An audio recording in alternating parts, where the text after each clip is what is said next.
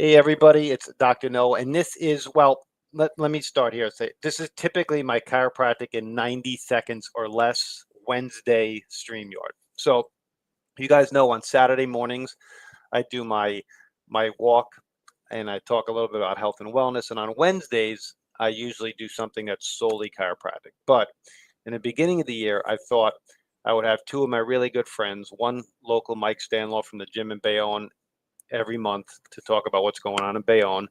And then I would have my other really great friend come and talk about whatever he's doing, because whatever he's doing is something you guys want to know about. And we'll do it on Wednesdays. And I'll just, instead of doing Cairo in 90 seconds, we'll do members of my Jedi Council every other month for as long as we can go.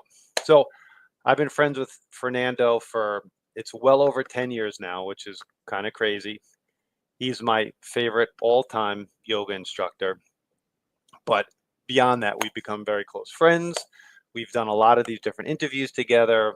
Our kids play soccer, Thistle, so we see each other outside, all these different types of things. But for what I meant that when I said, whatever Fernando's doing, you want to be aware of and you want to be a part of, whether it's his handstand classes, whether it's his, well, you should definitely friend up on Facebook and Instagram because he does just great things there as well.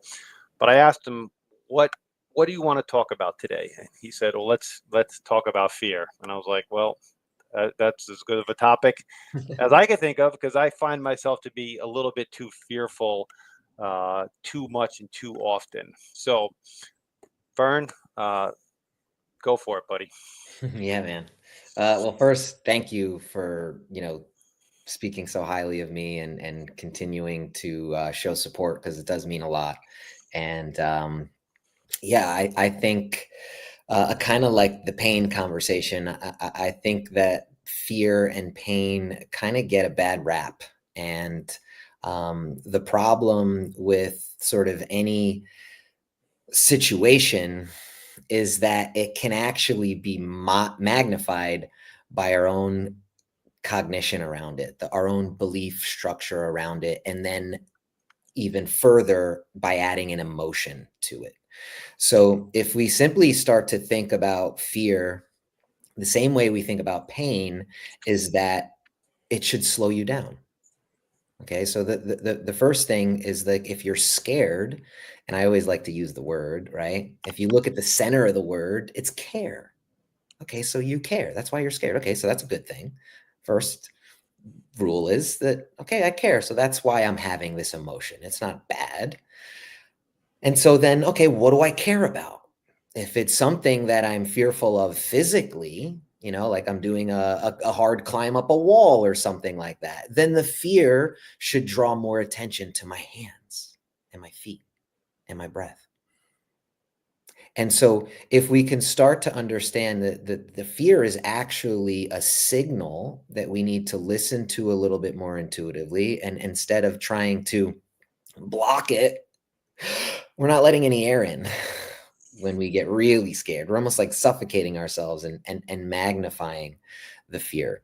But if we can simply use this as a tool to move in a new way, or interact in a different way, and typically, and this is what I see most often with humans and clients and everybody, is that we become fearful of some future act. Maybe it's, having a tough conversation. We think the response is going to go a specific way, and then we simply don't engage. Or we don't want to quit the job because we think we're going to fail, and so we don't engage. And instead, we're now holding all of this fear. We're holding all of this resentment. And instead of actually letting the emotion and the fear drive us towards the very thing that we're scared of. So if we can start to say that, the darkness was really scary when you were a little kid. Oh my God, I'm scared of the dark. Okay. Does that mean I'm going to have to avoid darkness for my whole life? No, as we grow up, we test them underneath the bed and we make sure there's no monsters in there. We are actually building this resilient body by addressing our fears. And then magically we get older and then we stop addressing any fears. In fact, we start to make everything as comfortable as possible. We start to make everything as controlled and as safe. And then guess what happens? We're miserable. It's boring because we need to be scared. In fact, I always say that scared, rearrange the letters, is sacred. It's a sacred calling from your heart to do something. It's time to grow. And it's beating. Notice when you get scared, it beats faster because it's knocking. It's like, let me in. Let this power in. And when pain comes to my body, and if it's pain here, well, I go do an exercise for the shoulder. I go do some kind of movement for the shoulder. And the emotional body is the same. If there's some pain point somewhere, then we have to go move there. We have to go explore there slowly, cautiously, bring more breath, bring more calm, and then it gets less and less scary. I don't know how long I think that was more than 90 seconds, Noah. Oh yeah, we're going more than that. So let me give you I want to give a podcast that I listen to every day a plug, because it just so happened that they talked about fear a little bit today. One of my favorite podcasts that I listen to every day or 5 days a week it's called The Quote of the Day Show by Sean Croxton, and he gives a little bit of detail, and he pulls a quote from one of these really famous type people, Wayne Dyer, whatever, John DeMartini, Tony Robbins, doesn't matter. And he just puts context to it. And it's only about 8 to 10 minutes a day, but he's had a variety of podcasts over the years, and I think it's great. So today the guest was Lisa Jimenez. I don't know who she is exactly, but she was talking about fear. And then she said, she talked about when we look at our relationship with fear, we think of the unknown. We become withdrawn. We have those cowardly feelings. But the truth is that fear is not going away. It's part of the human condition, and we should look at it more of a gift because fear keeps us connected to each other. And if you believe in God or Jesus Christ or whatever, it kind of keeps us connected that way too, good, bad, or indifferent. So I was wondering what you thought about those things. I mean, I love it. I love it. I think the problem arises when we choose a negative word or we choose a negative response or we resist. Tony Robbins, since you brought him up, he says this thing where he's like, hey, how many people love surprises? And everyone's like, eh. And he goes, bullshit. And he goes, you like the surprises you want. The ones you don't want, you call those problems, right? Oh man, yeah. So you're never going to run out of problems. You're never going to run out of pain. You're never going to run out of suffering. You're never going to run out of fear. So your only option is to befriend it, is to not ever resist any part of it, but in fact, to understand that it's here for a very particular reason. Otherwise, you wouldn't have it. It wouldn't come up if you weren't supposed to use it. It's when we say this is bad that we hamper it, we put it in a bucket, and then we walk around with it because we don't want to express it. We don't want to show it. We think we might hurt somebody with it. And so we carry it around for the rest of our lives. And eventually it gets too heavy. And I am a firm believer that what we do not express with the emotional body, the physical body pays for. And I almost have this deep belief that my car accident, or I was a corrections officer, obviously, when I was doing this, but I had a firm belief that the physical pain, the accidents and the surgeries came to my body because of unresolved emotional trauma, that there were things that I wasn't even aware of that I was carrying, that I was then forced to look at because I couldn't move anymore.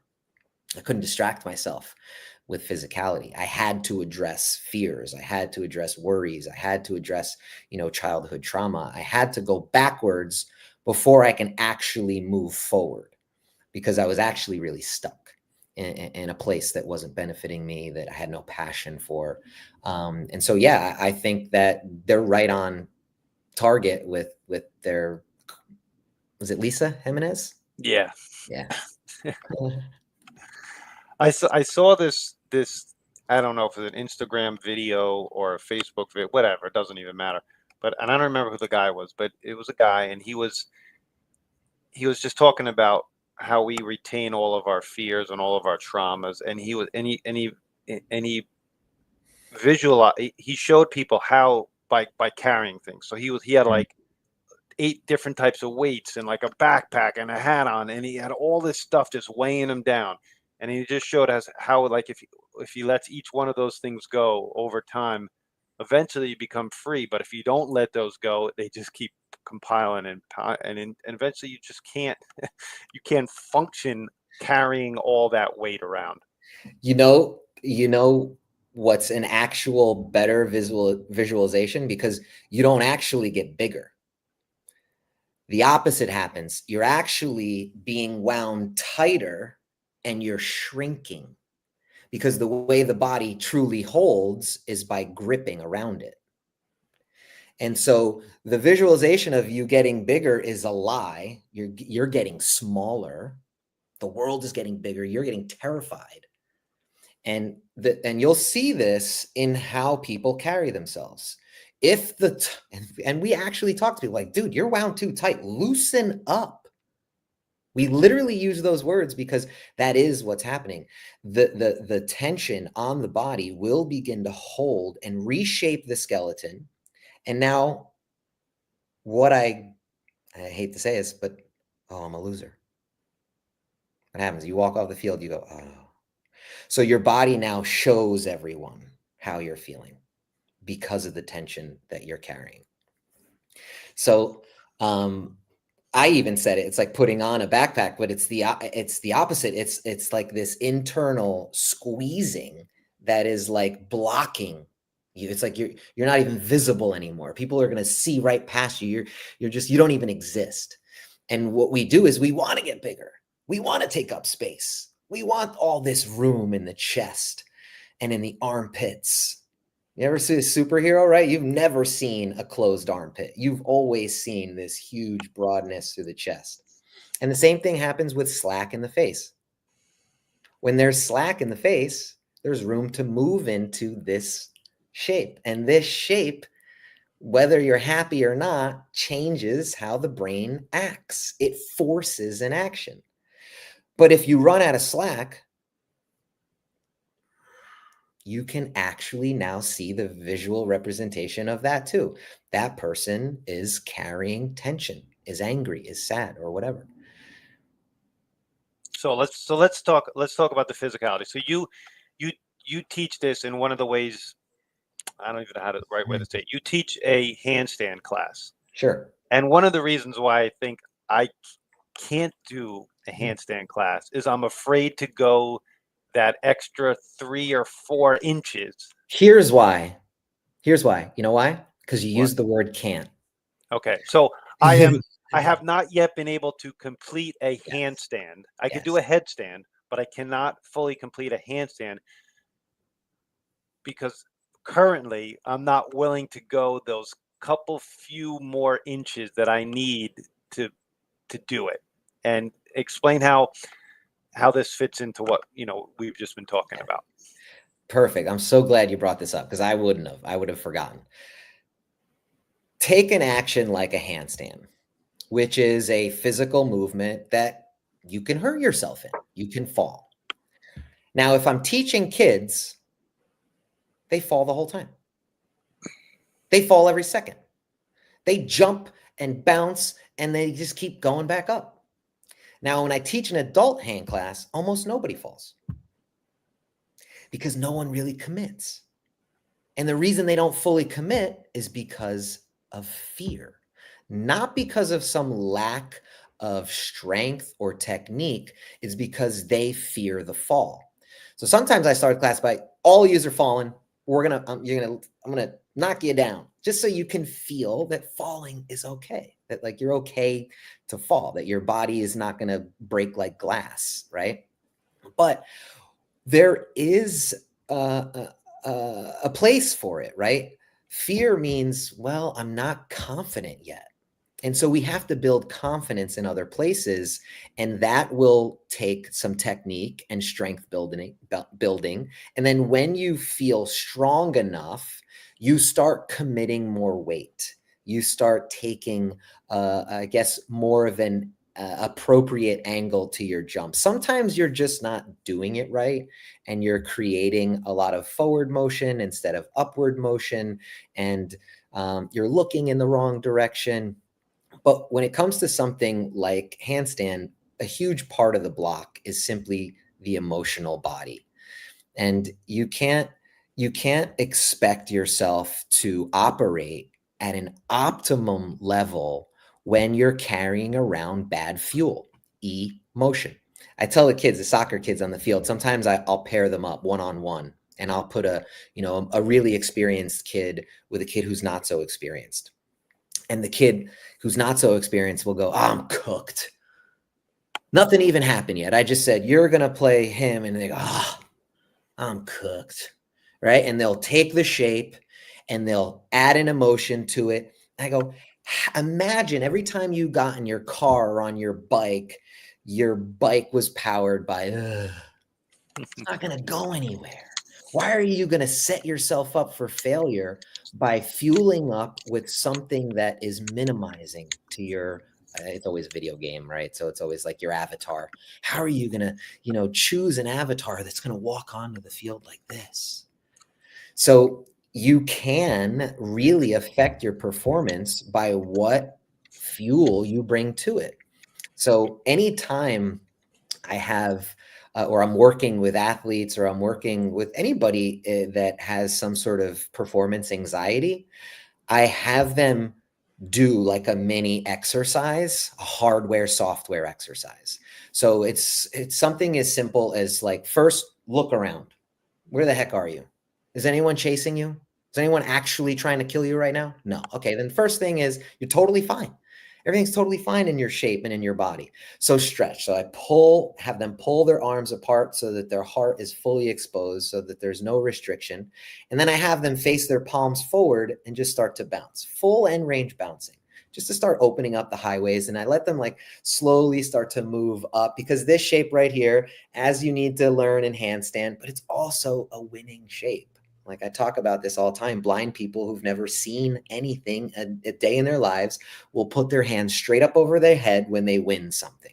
So just like the smile does something to the brain, so do the arms going up over the head. So I have them do this for a couple seconds, have them open up, and then I have them just twist side to side, kind of iron out any kinks, twist side to side, and then I have them stand really firm like a mountain with a nice broad chest and take the physiological sigh. Double pump inhale through the nose, long sigh out the mouth. And then engage. And then go have the conversation, or go to the networking business, or go, on the mat with the kid, that's really good. But prepare yourself, give yourself the best possible start by addressing any physical, crunching. You don't want to be small. So open yourself up, iron yourself out, and then clear the highway. And when you're, again, within 10 seconds, this down regulates the nervous system, right? Fastest way is the physiological sigh. But just simply paying attention to something turns off all that other shit that you were thinking about. You can't do two things. You can't be anxious and breathe at the same time, right? You just can't. So you give yourself something to do because that other thing isn't helping, and then you go after it.